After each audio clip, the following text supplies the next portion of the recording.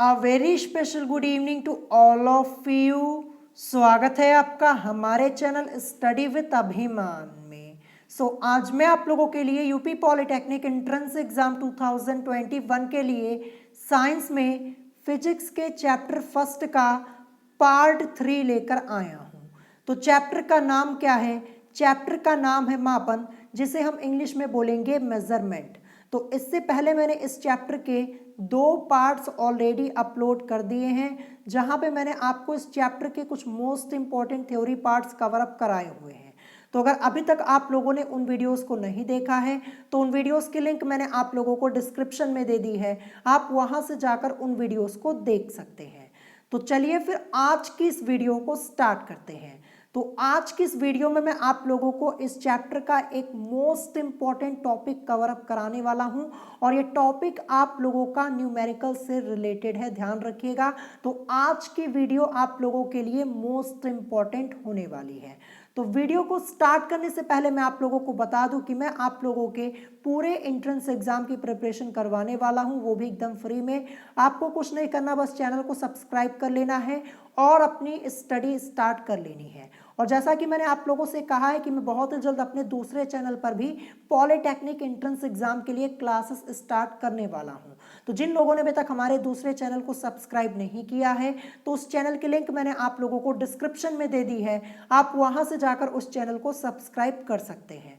तो चलिए फिर आज की इस वीडियो को स्टार्ट करते हैं और देखते हैं कि इस चैप्टर का नेक्स्ट टॉपिक हमारा यहाँ पे क्या दिया है। तो जैसा कि आप लोग देख पा रहे होंगे, आज का हमारा यहाँ पे टॉपिक दिया है सबसे पहले सार्थक अंक, जिसे हम इंग्लिश में बोलेंगे सिग्निफिकेंट डिजिट्स। तो मैं आप लोगों को बता दूं, ये टॉपिक आप लोगों का एंट्रेंस एग्जाम के पॉइंट ऑफ व्यू से मोस्ट इंपॉर्टेंट टॉपिक है, और इस टॉपिक से आपके एंट्रेंस एग्जाम में कई बार क्वेश्चंस पूछे जा चुके हैं और क्वेश्चंस पूछे भी जाते हैं, ध्यान रखिएगा। तो आज की इस वीडियो में मैं आपको सार्थक अंक, ये पूरा टॉपिक डिटेल में पढ़ाने वाला हूं। सार्थक अंक होता क्या है, सार्थक अंक को हम कैसे ज्ञात करते हैं, सार्थक अंक के रूल्स क्या होते हैं, क्वेश्चंस कैसे पूछे जाते हैं, सभी बातें मैं आज की इस वीडियो में मैं आपको डिटेल में बताऊंगा। जैसा कि आप लोग देख पा रहे नीचे यहाँ पे एक टॉपिक आपका लिखा है सार्थक अंकों को ज्ञात करने के नियम।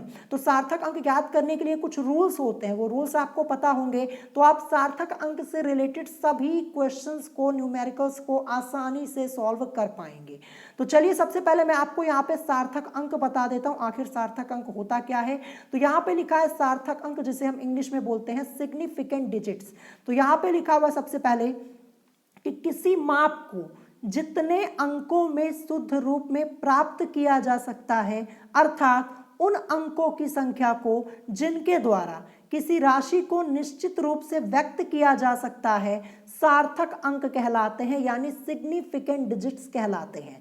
तो यहाँ पे लिखा है कि किसी माप को जितने अंकों में शुद्ध रूप में प्राप्त किया जा सकता है, अर्थात उन अंकों की संख्या को जिनके द्वारा किसी राशि को निश्चित रूप से व्यक्त किया जा सकता है, सार्थक अंक कहलाते हैं, सिग्निफिकेंट डिजिट्स कहलाते हैं। तो यहाँ पे आपको सबसे पहले सार्थक अंक के बारे में बताया गया है।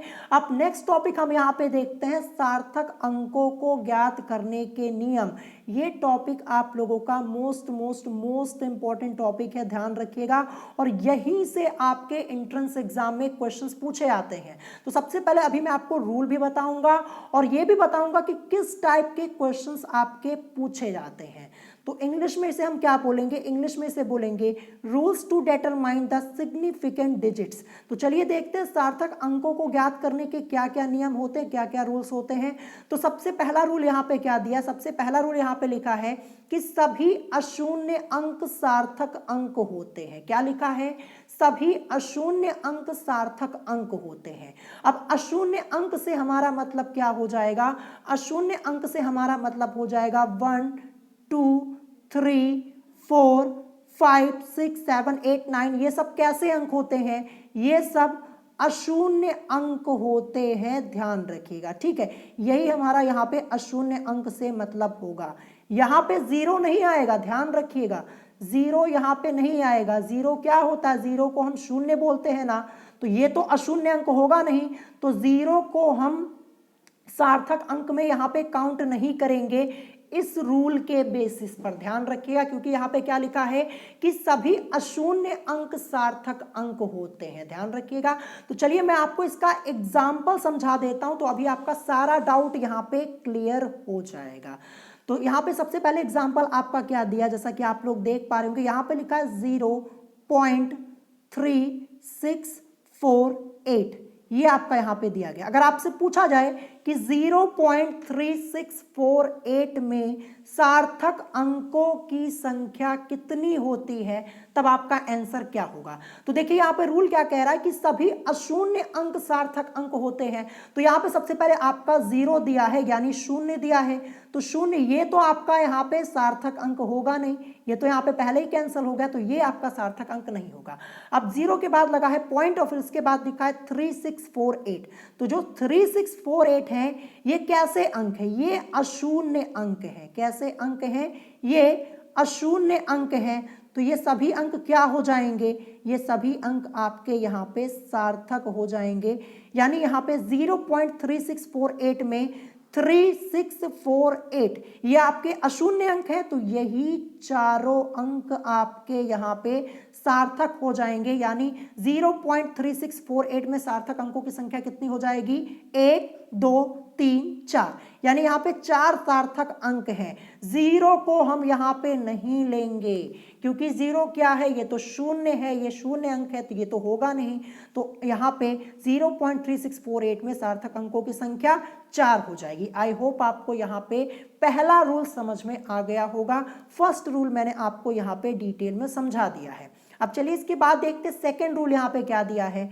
तो सेकेंड रूल आपका यहाँ पे दिया है कि 10 की घातों के गुणनफल का सार्थक अंकों की संख्या पर कोई प्रभाव नहीं पड़ता। मोस्ट इंपॉर्टेंट लाइन लिखी है कि 10 की घातों के गुणनफल का सार्थक अंकों की संख्या पर कोई प्रभाव नहीं पड़ता। तो चलिए मैं आपको एग्जांपल समझा देता हूं, अभी आपको ये भी रूल बड़े आसानी से समझ में आ जाएगा। तो सबसे पहले क्या दिया है, 6.4 into 10 raise to the power 2 दिया है। तो अगर आपसे पूछा जाए कि 6.4 into 10 raise to the power 2 में सार्थक अंकों की संख्या कितनी है, तो आपका आंसर क्या होगा, केवल 2 है। जो आपका यहाँ पे 6.4 है ना, यही 2 अंक, 6 फिर इसके बाद पॉइंट यहाँ पे लगा है, 6 के बाद पॉइंट फिर इसके बाद 4 लिखा है, तो ये 6 और 4 ये आपके सार्थक अंक हो जाएंगे। यानी सार्थक अंकों की संख्या क्या है, 2 है। हमें यहाँ पे 10 की पावर से कोई मतलब नहीं है। जैसे यहाँ पे 10 रेज टू द पावर 2 है, यहाँ पे पावर 3 भी हो सकती है, 4 भी, 5 भी, 6 भी, उससे हमारा कोई फर्क नहीं पड़ेगा। यहाँ पे हमें सिर्फ यहाँ पे पहली संख्या को देखना है, क्या लिखा है, 6.4 लिखा था, यही दोनों अंक आपके सार्थक हो जाएंगे। अब यहाँ पे देखिए एक एग्जाम्पल आपका और दिया है, 6.4 into 10 raise to the power 4।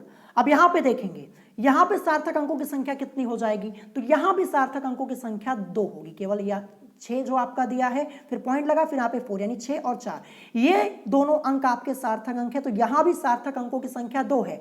हमें 10 की पावर से कोई मतलब नहीं है। स्टूडेंट्स क्या करते हैं, पावर को देखकर सार्थक अंक निकालने लग जाते हैं और क्वेश्चन को गलत कर देते हैं। यहाँ पे 10 की पावर 4 है, इसका मतलब ये नहीं कि यहाँ पे सार्थक अंकों की संख्या 4 हो जाएगी। ध्यान रखिएगा, 10 की पावर से हमारा यहाँ पे कोई मतलब ही नहीं है। हमें यहाँ पे आगे की संख्या को देखना। यहाँ पे क्या था, 6.4 था, तो यही दोनों अंक आपके सार्थक अंक होंगे।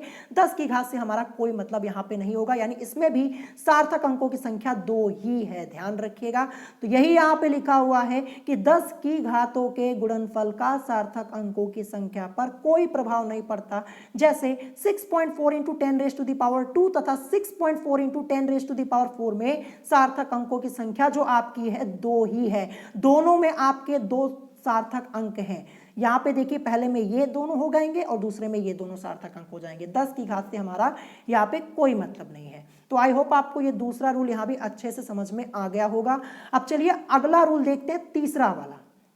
थर्ड रूल यहाँ पे क्या दिया है, यहाँ पे लिखा है कि 2 अशून्य अंकों के बीच आने वाले सभी शून्य अंक सार्थक होते हैं।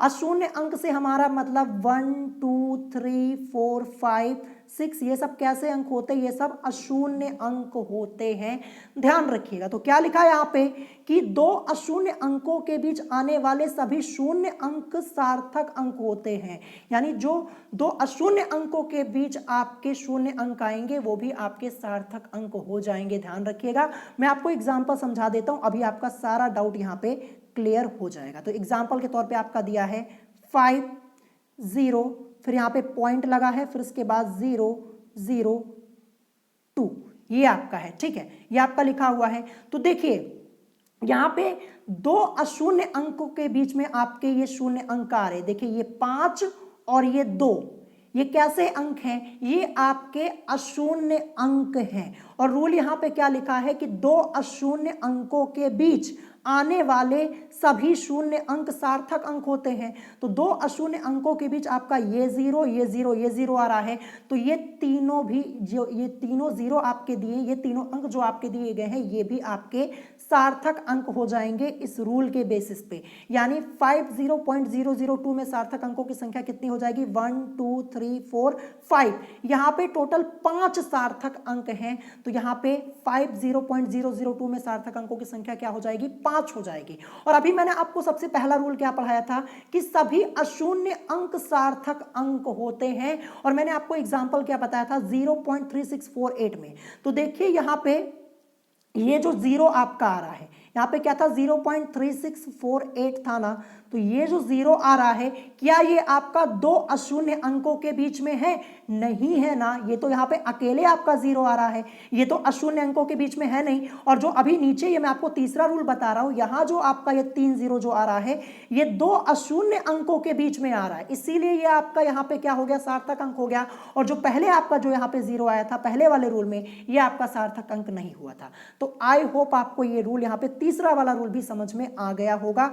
बस आपको इतना ध्यान रखना है कि दो अशून्य अंकों के बीच आने वाले सभी शून्य अंक सार्थक अंक होते हैं। तो देखिए दो अशून्य अंक आपके 5 और 2 यहाँ पे थे, और इसके बीच में जितने 0 यहाँ पे आएंगे ये सभी क्या हो जाएंगे? सार्थक हो जाएंगे। यानी यहाँ पे सार्थक अंकों की संख्या कितनी हो जाएगी? 5 हो जाएगी, ये सभी आपके सार्थक अंक हो जाएंगे, ठीक है।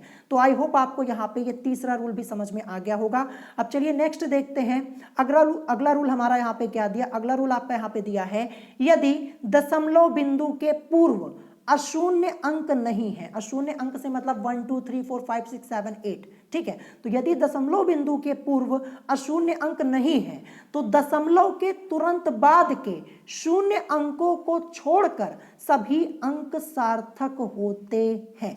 तो मैं आपको एग्जांपल समझा दूंगा, अभी आपका सारा डाउट यहाँ पे क्लियर हो जाएगा। सबसे पहले आपका क्या दिया है? 0.085, ये आपका यहाँ पे नीचे लिखा हुआ, ऊपर मैंने यहाँ पे लिख दिया है। तो देखिए यहाँ पे क्या कह रहा है कि यदि दशमलव बिंदु के पूर्व अशून्य अंक नहीं है, तो देखिए यहाँ पे दशमलव बिंदु के पूर्व आपका यहाँ पे कोई अशून्य अंक है? नहीं है ना, 0 तो ये क्या है? ये तो शून्य होता है, यानी दशमलव बिंदु के पूर्व हमारा यहाँ पे अशून्य अंक नहीं है। तो क्या होगा? तो दशमलव के तुरंत बाद के शून्य अंकों को छोड़कर सभी अंक सार्थक होते हैं, यानी पॉइंट के बाद जो आपका ये 0 होगा इसको भी हम छोड़ देंगे, यानी ये दोनों 0 अब आपके सार्थक अंक नहीं होंगे। इसमें केवल आपके दो अंक 8 और 5 यही दोनों सार्थक अंक होंगे, यानी 0.085 में सार्थक अंकों की संख्या 2 है, ध्यान रखिएगा इस रूल के बेसिस पे, ठीक है। फिर इसके बाद एक एग्जांपल आपका और दिया है यहाँ पे 0.08954, तो मैं आप पे ऊपर लिख देता हूं 0.0, ये फिर इसके बाद 8954 ये आपका दिया है। तो देखिए यहाँ पे पॉइंट के पहले क्या आपका कोई अशून्य अंक है? नहीं है ना, ये तो 0 है, तो ये नहीं होगा, ठीक है, ये तो सार्थक अंक होगा नहीं। और पॉइंट के बाद जो आपका 0 है ये भी आपका अब सार्थक अंक नहीं होगा, इसमें केवल 8954 यानी 8954 ये आपके सार्थक अंक हो जाएंगे, यानी 1 2 3 4 यहाँ पे सार्थक अंकों की संख्या कितनी हो जाएगी? 4 हो जाएगी इस रूल के बेसिस पे, क्योंकि यहाँ पे लिखा है ना यदि दशमलव बिंदु के पूर्व अशून्य अंक नहीं है, तो यहाँ पे अशून्य अंक नहीं था दशमलव बिंदु के पूर्व, यहाँ पे 0 था, तो दशमलव के तुरंत बाद के शून्य अंकों को छोड़कर, तो दशमलव के बाद आपका 1 0 ये था, इसको छोड़कर सभी अंक आपके क्या हो जाएंगे? सार्थक अंक हो जाएंगे, यानी 8954 ये आपका क्या हो जाएगा? ये आपका यहाँ पे सार्थक अंक हो जाएगा, सार्थक अंकों की संख्या केवल 4 होगी। तो आई होप आपको ये समझ में आ गया होगा ये वाला रूल। तो यहाँ पे देखिए जैसे 0.085 तथा 0.08954 में क्रमशः 2 तथा 4 सार्थक अंक हैं। तो 0.085 में 2 हैं, 2 सार्थक अंक, और 0.08954 में 4 अंक सार्थक अंक आपके हैं। तो आई होप आपको ये समझ में आ गया होगा। अब चलिए देखते हैं नेक्स्ट अगला रूल यहाँ पे क्या दिया है। नेक्स्ट यहाँ पे दिया है, यदि दशमलव से पूर्व कोई अशून्य अंक है, ध्यान रखिएगा यहाँ पे क्या है कि यदि दशमलव से पूर्व कोई अशून्य अंक है, अशून्य अंक से मतलब 1 2 3 4 5 6 7 8 ये है, तो ठीक है। तो यदि दशमलव से पूर्व कोई अशून्य अंक है तब दशमलव के तुरंत बाद के शून्य अंक भी सार्थक अंक होते हैं, ध्यान रखिएगा। मैं आपको समझा देता हूं एग्जाम्पल। देखिए यहाँ पे 8.00240, अगर आपसे पूछा जाए इसमें सार्थक अंकों की संख्या क्या है तो आपका आंसर क्या होगा। यही एग्जाम्पल जो आपका लिखा है यही मैं आपको समझा रहा हूं।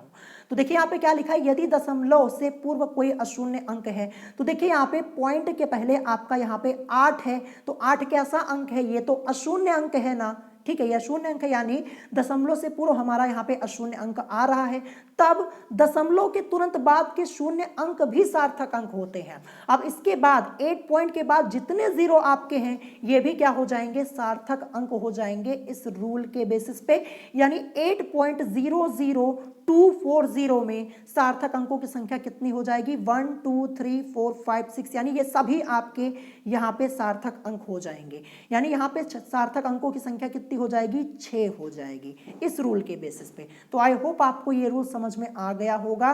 तो टोटल इतने रूल्स यहाँ पे होते हैं सार्थक अंक निकालने के लिए। आई होप आपको ये सभी रूल समझ में आ गए होंगे। तो आज ही इनका आप रिवीजन कर लीजिएगा, इनको रिवाइज कर लीजिएगा, तो आप सार्थक अंक से रिलेटेड सभी क्वेश्चंस को बड़े आसानी से सॉल्व कर पाएंगे, न्यूमेरिकल्स को लगा पाएंगे। अब चलिए देखते हैं अगला टॉपिक यहाँ पे क्या है।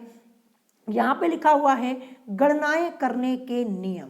यहाँ पे नियम लिखे हुए हैं गणनाएं करने के, कैलकुलेशन करने के लिए कुछ रूल्स हैं, और ये रूल्स जो आपके हैं ये आपके सार्थक अंक से रिलेटेड है। ध्यान रखिएगा, किससे है, सार्थक अंक से रिलेटेड ये भी आपका टॉपिक है। बहुत ही ध्यान से समझिएगा, यहां से भी आपके कई न्यूमेरिकल्स आ जाते हैं आपके एंट्रेंस एग्जाम में और आपकी बुक में भी दिए हुए हैं। तो ये सभी रूल आपको ध्यान से समझना है। तो चलिए देखते हैं सबसे पहला रूल यहाँ पे क्या दिया है।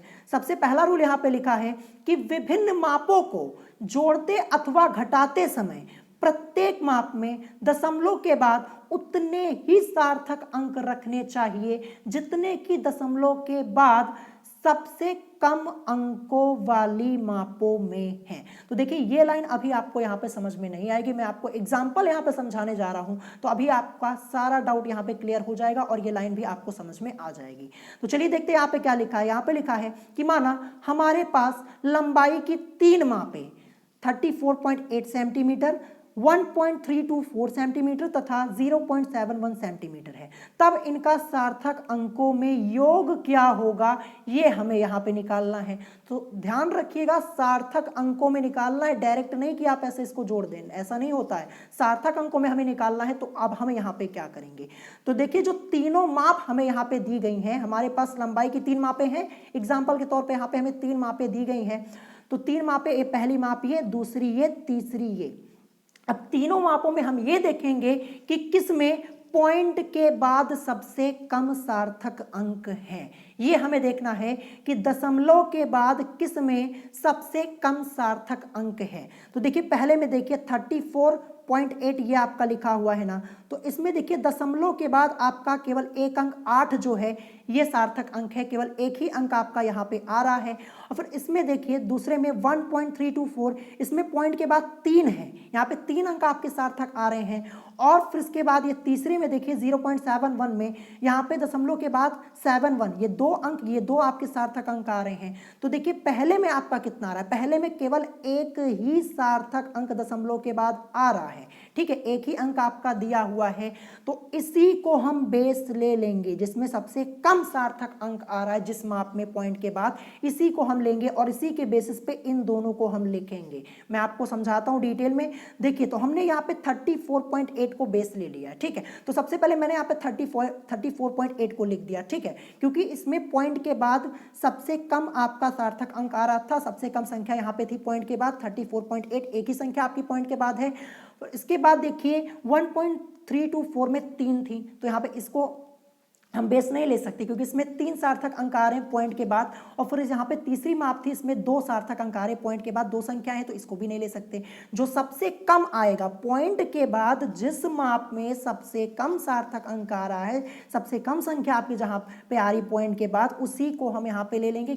तो 34.8 में केवल एक ही संख्या 8 आपकी यहाँ पे आ रही थी, तो इसीलिए हमने यहाँ पे इसको बेस ले लिया। तो यहाँ पे 34.8 ये मैंने यहाँ पे लिख दिया। अब इसके बाद आपका क्या है, 1.324 है। तो यहाँ पे क्या करेंगे, देखिए 1 पॉइंट, अब इसके बाद हम केवल 3 को ही लेंगे और 2 और 4 को हम छोड़ देंगे, क्योंकि हमने यहाँ पे 34.8 को बेस लिया, इसमें पॉइंट के बाद एक ही आपका यहाँ पे सार्थक अंक है, एक ही संख्या है। तो आगे जो हम लेंगे, जो अगली माप है जो आपकी दी गई है, उसमें भी हम यही करेंगे। यहाँ पे पॉइंट के बाद हम केवल एक अंक लेंगे, तो 1.324 में केवल हम 1.3 को लेंगे, तो यहाँ पे प्लस 1.3 आपका हो गया। फिर इसके बाद प्लस का साइन लगाएंगे क्योंकि योग कर रहे हैं, तो यहाँ पे आपकी तीसरी माप 0.71 आपकी दी हुई है। ठीक है, क्या दी है, 0.71 दी है। तो यहाँ पे देखिए बेस हमने 34.8 को लिया है। ठीक है, तो क्या करेंगे, इसी के अकॉर्डिंग इसको भी हमें यहाँ पे लिखना है। तो यहाँ पे 0 और पॉइंट के बाद 7 को लेंगे और 1 को हम यहाँ पे छोड़ देंगे। एक ही संख्या हमें यहाँ पे लेनी है पॉइंट के बाद, ध्यान रखिएगा। तो यहाँ पे प्लस 0.7 आपका हो गया। ठीक है, अब इन तीनों को ऐड करेंगे, ऐड करने पर आपको क्या मिलेगा, 36.8 सेंटीमीटर मिलेगा। तो ऐसे हम सार्थक अंकों में योग निकालते हैं, और ऐसे आपका यहाँ पे घटाना भी होगा, ध्यान रखिएगा। ठीक है, यही रूल अप्लाई होगा। तो यही आपका लिखा था कि विभिन्न मापों को जोड़ते अथवा घटाते समय प्रत्येक माप में दशमलव के बाद उतने ही सार्थक अंक रखने चाहिए जितने कि दशमलव के बाद सबसे कम अंकों वाली मापों में है। इस लाइन पे देखिए, दशमलव के बाद सबसे कम अंकों वाली मापों में है। तो देखिए यहाँ पे 3 मापें आपकी दी गई थी। पहली माप में दशमलव के बाद आपका केवल एक ही सार्थक अंक था, एक ही अंक यहाँ पे था, यानी यहाँ पे सबसे कम था, इसी को हमने बेस लिया, और इसी को बेस लेकर इन दोनों को यहाँ पर हम सॉल्व करते चले गए। हमें यहाँ पे ये मिल गया 36.8। आई होप आपको ये समझ में आ गया होगा। इस रूल को बहुत ही ध्यान से एक बार पढ़ लीजिएगा, क्योंकि यहीं पे स्टूडेंट्स काफी मिस्टेक करते हैं, ध्यान रखिएगा। तो ये पहला रूल आपका हो गया। अब नेक्स्ट देखते हैं दूसरा रूल यहाँ पे क्या दिया है। तो दूसरा रूल आपका यहाँ पे दिया है कि विभिन्न मापों को गुणा अथवा भाग करने पर, अब यहाँ पे गुणा और भाग की बात होगी, तो विभिन्न मापों को गुणा अथवा भाग करने पर प्राप्त गुणनफल अथवा भागफल में केवल उतने ही सार्थक अंक रखने चाहिए जितने की सबसे कम सार्थक अंकों वाली मापों में है। क्या लिखा हुआ है कि उतने ही सार्थक अंक रखने चाहिए जितने की कम सार्थक अंकों वाली मापों में है। अब यहाँ पे देखिए कि यदि किसी आयताकार पटल की लंबाई, ठीक है, क्या लिखा है, यदि किसी आयताकार पटल की लंबाई 4.3 सेंटीमीटर तथा चौड़ाई जो आपकी यहाँ पे है 3.12 सेंटीमीटर है, तब इसका क्षेत्रफल क्या हो जाएगा। तो देखिए यहाँ पे आयताकार पटल की बात हो रही है, तो आयत का क्षेत्रफल क्या होता है, लंबाई गुणे चौड़ाई, यही तो आयत का क्षेत्रफल होता है। ये फॉर्मूला आप लोगों ने पढ़ा होगा मैथमेटिक्स में, छोटी क्लासेस में आपको पढ़ाया जाता है। तो लंबाई गुणे चौड़ाई, तो लंबाई कितनी दी है, 4.3 हमें दी है, और चौड़ाई यहाँ पे है 3.12, इनकी मल्टीप्लाई करवा देंगे तो हमें क्षेत्रफल क्या मिलेगा, 13.416 सेंटीमीटर स्क्वायर, यही हमें यहाँ पे मिलेगा, जैसा कि आप लोग देख पा रहे होंगे। तो इस प्रकार क्षेत्रफल में 5 अंक आते हैं, लेकिन लंबाई में केवल 2 ही सार्थक अंक हैं। तो यहाँ पे देखिए लंबाई और ये आपकी यहाँ पे चौड़ाई, तो लंबाई देखिए 4.3 है और चौड़ाई आपकी 3.12 है। तो देखिए आपकी लंबाई में कितने सार्थक अंक है, 4.3 लिखा है, तो इसमें तो केवल 2 ही सार्थक अंक हैं। तो जब लंबाई में 2 सार्थक अंक आपके हैं, तो जो आपका क्षेत्रफल आएगा उसमें भी हम केवल 2 ही सार्थक अंक लेंगे। देखिए क्षेत्रफल हमारा 13.416 सेंटीमीटर स्क्वायर आया था, तो लंबाई में जो आपका यहाँ पे 4.3 सेंटीमीटर थी, इसमें 2 ही सार्थक अंक है, तो इसी के बेसिस पे हम क्षेत्रफल में भी केवल 2 ही सार्थक अंक लेंगे। 416 इसको हम छोड़ देंगे, केवल यहाँ पे 13 सेंटीमीटर स्क्वायर आ जाएगा, ध्यान रखिएगा। और यहाँ पे जो चौड़ाई थी, चौड़ाई में आपके 3 सार्थक अंक थे, ये देखिए 3.12 था, यहाँ पे सार्थक अंकों की संख्या 3 थी, तो हम इसको नहीं ले सकते, इसको हम बेस नहीं बना सकते हैं, क्योंकि यहाँ पे क्या लिखा है रूल में आपका कि विभिन्न मापों को गुणा अथवा भाग करने पर प्राप्त गुणनफल अथवा भागफल में केवल उतने ही सार्थक अंक रखने चाहिए जितने की सबसे कम सार्थक अंकों वाली मापों में है।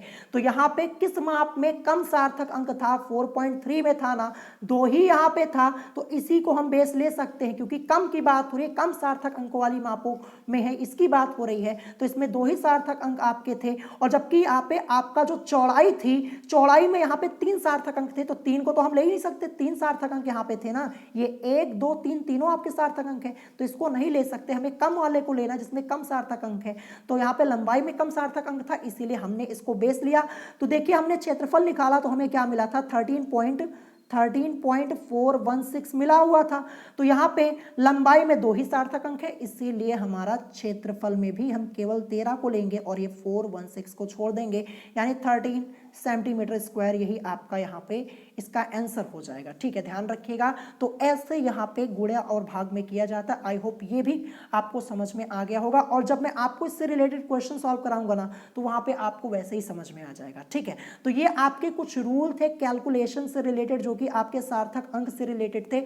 आई होप आपको ये समझ में आ गया होगा। तो आज की इस वीडियो में मैंने आपका एक मोस्ट इंपॉर्टेंट टॉपिक यहाँ पे फिनिश करवा दिया, सार्थक अंक वाला। ये टॉपिक आपका मोस्ट इंपॉर्टेंट है। कभी कभी आपके एंट्रेंस एग्जाम में इसी टॉपिक से 2 क्वेश्चन पूछ लिए जाते हैं, यानी 8 नंबर के क्वेश्चन सीधे सीधे पूछ लिए जाते हैं। तो टॉपिक मोस्ट इंपॉर्टेंट है, इसकी प्रैक्टिस कर लीजिएगा। तो अभी भी आपके इस चैप्टर में कुछ टॉपिक्स बचे हुए। एक टॉपिक है आपका कोटिमान, फिर एक टॉपिक आपका है वर्नियर कैलिपर्स का, और एक स्क्रू गेज है, जो कि मैं आपको नेक्स्ट वीडियो में फिनिश करवा दूंगा। मैंने आपसे पहले ही कहा कि ये चैप्टर आप लोगों का काफ़ी लेंथी है, टाइम लगेगा, और इस चैप्टर से क्वेश्चंस भी आपके एंट्रेंस एग्जाम में पूछे जाते हैं, तो इसीलिए मैं आपको इतना डिटेल में पढ़ा रहा हूँ। तो अगर आज की वीडियो आप लोगों को पसंद आई हो तो वीडियो को लाइक करना मत भूलिएगा, और साथ ही साथ हमारे चैनल स्टडी विद अभिमान को सब्सक्राइब करना मत भूलिएगा। तो आज की वीडियो में इतना ही, मिलेंगे नेक्स्ट वीडियो में। Thanks for watching.